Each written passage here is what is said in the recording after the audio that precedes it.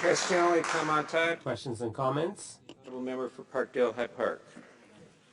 Thank you, Mr. Speaker, and I thank my colleague from Alfred Pelham for her remarks. And you know, we've been asked a number of questions during this debate by the Liberal Party, and I find their position a little hard to understand, because their trade critic has already said they would sign absolutely any trade deal, and they're now asking questions about what they might have supported, given that they gave blind support. And I also noticed that they have been willing to sign trade deals with countries with very, very bad human rights records, like Honduras, where civil liberties have been undermined, people have been killed. And I would like the member to reiterate the basis on which the New Democrats looked at this particular agreement and made a decision to support, in contrast with this open-ended, frankly incomprehensible trade position of the Liberal Party. The honourable member for Alfred Pelham. Thank you very much, Mr. Speaker, and I'd like to thank my colleague from Parkdale-High Park for her excellent question.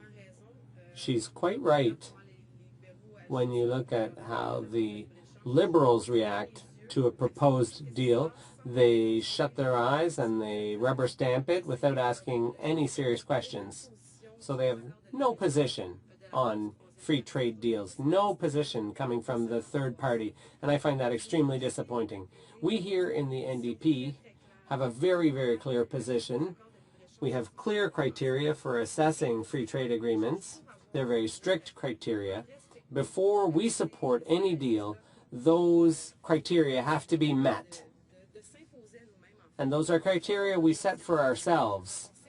We're conscientious about this. We sign free trade deals, but we first check that environmental and labor standards are met. We make sure that there's respect for democracy and human rights.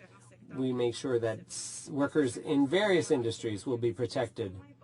This is extremely important. When you sign a free trade deal,